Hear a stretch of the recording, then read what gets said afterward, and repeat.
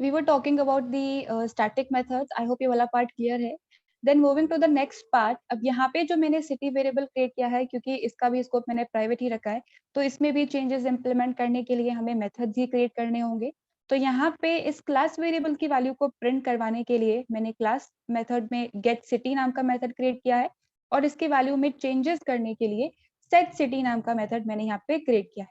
अब यहाँ पे क्लास वेरिएबल है तो क्लास का रेफरेंस यहाँ पे यूजुअली आता है, तो यहाँ पे डेफ गेट सिटी, और जब इंटरनली यहाँ पे रेफरेंस हमारे पास में पास होगा तो उससे मैंने स्टोर करवाया है CLS नाम के वेरिएबल के अंदर.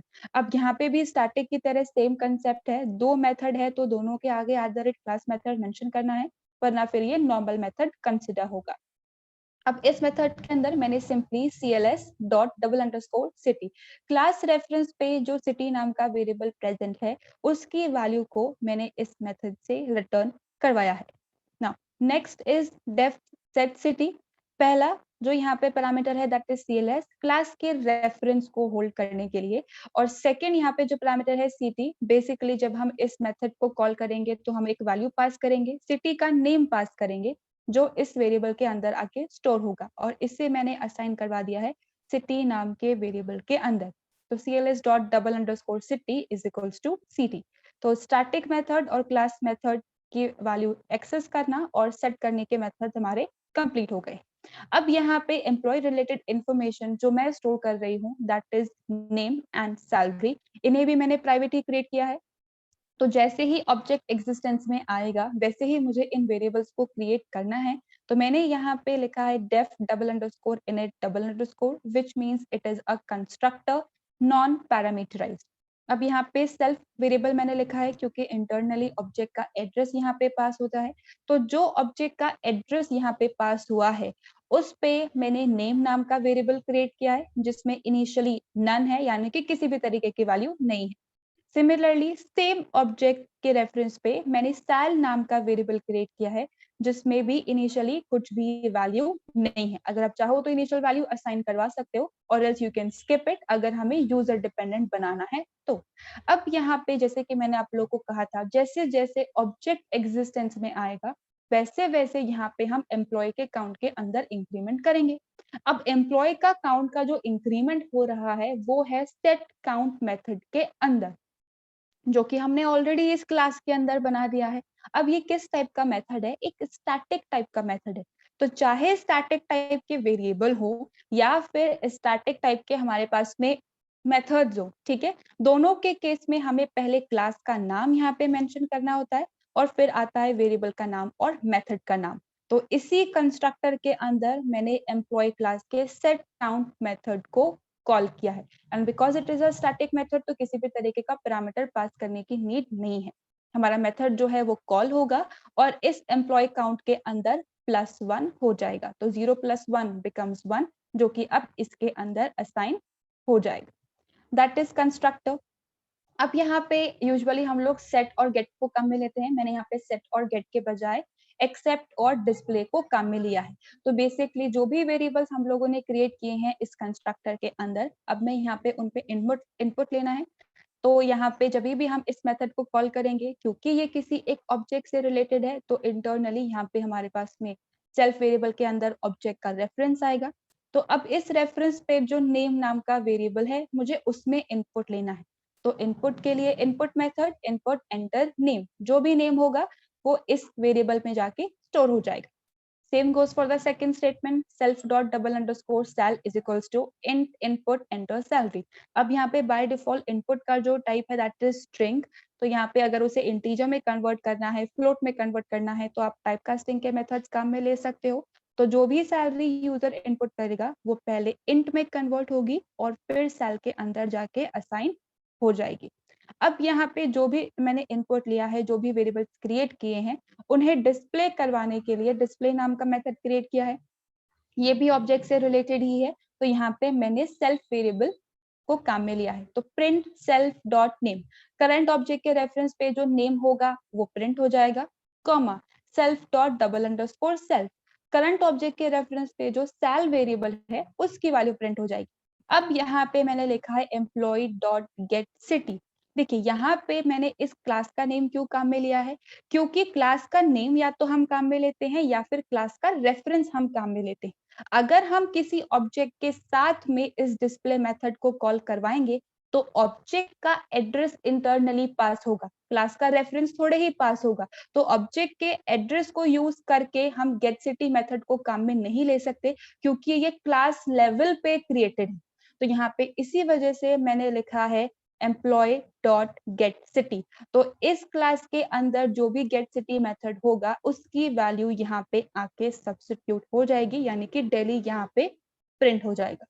अब इस क्लास वाले पार्ट के अंदर किसी को कुछ कंफ्यूजन है तो आप लोग वो पूछ लीजिए। इम्प्लीमेंटेशन ऑब्जेक्ट का क्रिएशन वो हम आगे देखते हैं। That was all about our class.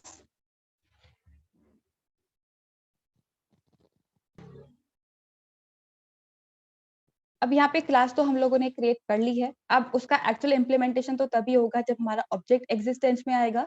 तो सबसे पहले मैंने यहाँ पे E1 नाम का एक ऑब्जेक्ट क्रिएट किया है। E1 is equals to employ. अब यहाँ पे जब भी ऑब्जेक्ट एग्जिस्टेंस में आता है तो हमारा कंस्ट्रक्टर कॉल होता है। तो कंस्ट्रक्टर के अंदर दो वेरिएबल क्रिएट है, तो E1 का एक मेमोरी ब्लॉक बनेगा, दो वेरिएबल उसके अंदर आ जाएंगे और साथ साथ में हमारा जो सेट काउंट वाला मेथड है वो भी कॉल होगा और EMP काउंट के अंदर इंक्रीमेंट हो जाएगा। उसके बाद मैंने इसी ऑब्जेक्ट के साथ में एक्सेप्ट मेथड को कॉल किया है। तो करंटली हमारा जो भी ऑब्जेक्ट है उसका एड्रेस पास होगा सेल्फ के अंदर। तो करंट ऑब्जेक्ट में जो नेम और एज वेरिएबल क्रिएटेड है उनके अंदर हम लोगों ने इनपुट लिया है। तो जो भी वैल्यू यूजर इनपुट करेगा वो यहाँ पे जाके स्टोर हो गई। सिमिलरली मैंने एक और ऑब्जेक्ट एग्जिस्टेंस में लेके आया है E2 is equals to employ. फिर से एक नया मेमोरी ब्लॉक बनेगा, फिर से नेम और सैलरी वेरिएबल जो है वो उसके अंदर आएंगे और हमारे पास में क्या होगा, EMP काउंट में फिर से +1 हो जाएगा। अब इस ऑब्जेक्ट के साथ में मैंने एक्सेप्ट मेथड को कॉल किया है। तो करंट ऑब्जेक्ट में जो नेम और सैल वेरिएबल है वहां पे हमने इनपुट लिया। अब सबसे पहले मैंने यहाँ पे एक मैसेज प्रिंट करवाया है, information of all employees working in employ dot gate city. अब यहाँ पे एम्प्लॉय क्लास के अंदर हमने गेट सिटी नाम का एक मेथड बनाया है क्लास वेरिएबल की वैल्यू को प्रिंट करवाने के लिए। तो यहाँ पे होगा क्या, information of all employees working in Delhi हमारे पास में मैसेज के तौर पे प्रिंट हो जाएगा। उसके बाद मैंने यहाँ पे दोनों ऑब्जेक्ट्स के साथ में डिस्प्ले मेथड को कॉल किया है। तो करंट ऑब्जेक्ट का जो नेम और सैलरी है और साथ साथ में जो उसका सिटी है वो प्रिंट होगा। मैंने तीनों चीजें प्रिंट कराई थी डिस्प्ले मेथड के अंदर। सिमिलरली जब E2 के साथ में डिस्प्ले को कॉल करेंगे तो करंट ऑब्जेक्ट का नेम, उसका सैलरी और उसका यहाँ पे हमारे पास में सिटी प्रिंट होगा। और लास्ट में मैंने प्रिंट करवाया है count of employees with the help of gate count method जो कि एम्प्लॉय क्लास के अंदर क्रिएटेड है। तो सबसे पहले यहाँ पे क्योंकि मैंने एक्सेप्ट मेथड को कॉल किया है तो इनपुट मांगा जाएगा। मैंने यहाँ पे नेम इनपुट किया है राज और सैलरी है उसकी 20,000। उसके बाद सेकेंड टाइम में मैंने फिर से एक एक्सेप्ट मेथड को कॉल किया E2 के लिए। तो फिर से यहाँ पे मैंने नेम इनपुट किया है और मैंने सैलरी इनपुट की है। तो नेम है हमारा अमन और सैलरी है 22,500। उसके बाद print information of all employees working in, कहाँ पे जो भी सिटी मेंशन्ड है वो तो सिटी इनिशियली क्या थी, दिल्ली। तो यहाँ पे दिल्ली सब्स्टिट्यूट हो गया। उसके बाद डिस्प्ले मेथड, पहले एम्प्लॉय का नाम, फिर उसकी सैलरी, फिर उसकी सिटी। तो राज 20,000 Delhi and Aman 22,500 and Delhi. अब यहाँ पे लास्ट क्लास में मैंने आप लोगों को कहा था कि अगर हम चाहें तो हम क्लास के नेम को यूज करके भी क्लास वेरिएबल की वैल्यू को चेंज कर सकते हैं और अगर हम चाहें तो ऑब्जेक्ट को यूज करके भी क्लास वेरिएबल की वैल्यू को चेंज कर सकते हैं। तो वो कैसे होगा उसी का एग्जाम्पल है ये। लेकिन उससे पहले इस वाले पार्ट में किसी को कंफ्यूजन है तो आप लोग वो पूछ लीजिए, फटाफट से एक बार हम देख लेते हैं। देखिए यहाँ पे जैसे कि मैंने आप लोगों को कहा हम ऑब्जेक्ट को यूज करके भी चेंजेस इंप्लीमेंट कर सकते हैं। अब वो कैसे होता है और क्या प्रॉब्लम आती है, देखिए सबसे पहले तो बहुत ही सिंपल सा है, क्लास के नेम के साथ ही मैंने सेटसिटी मेथड को कॉल कर लिया।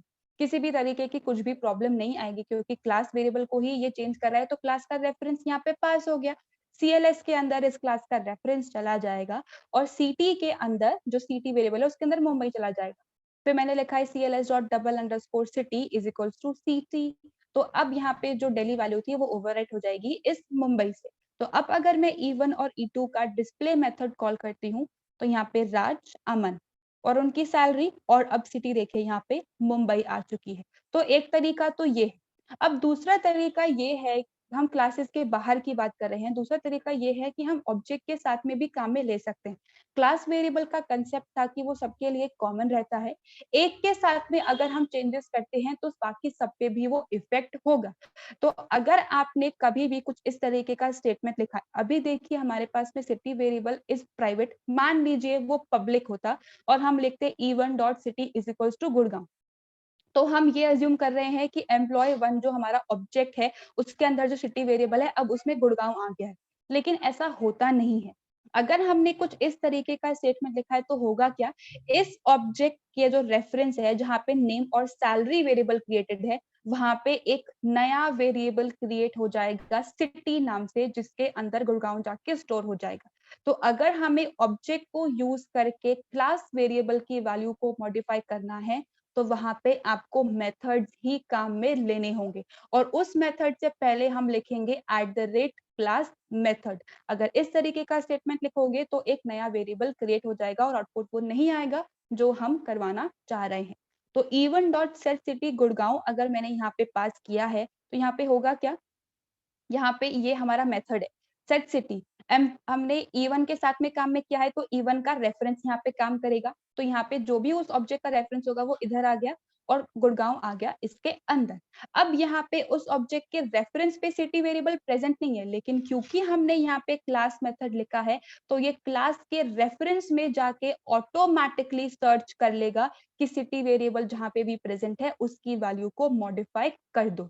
अगर हम यहाँ पे डायरेक्टली उस वेरिएबल को एक्सेस करते हैं तो फिर प्रॉब्लम आती है, वो एक नया वेरिएबल क्रिएट कर देता है। इसी वजह से क्लास मेथड की किसी भी तरीके की वैल्यू को आपको अगर सेट करना है तो यहाँ पे मेथड बना के ही करना होगा। डायरेक्टली उसे एक्सेस करके अगर आप चेंज करोगे तो यहाँ पे प्रॉब्लम आएगी, आउटपुट सही नहीं आएगा। तो अब यहाँ पे क्योंकि मैंने मेथड क्रिएट किया है और E1 और E2 का डिस्प्ले अब कॉल किया है, तो राज 20,000 गुड़गांव एंड अमन 22,500 गुड़गांव, अब सिटी हमारी चेंज हो गई। तो कुछ इस तरीके से क्लास और स्टैटिक मेथड्स एंड वेरिएबल्स काम करते हैं। आगे जाके आई थिंक नेक्स्ट क्लास के अंदर आपको मैं असाइनमेंट दूंगी इसी पे बेस्ड बैंक रिलेटेड, तो जब आप प्रैक्टिस करोगे तो आपको और क्लियर हो जाएगा हाउ एग्जैक्टली इट्स वर्किंग। अभी इस वाले पार्ट पे कुछ प्रॉब्लम है तो आप लोग पूछ लीजिए और else will continue from the next session.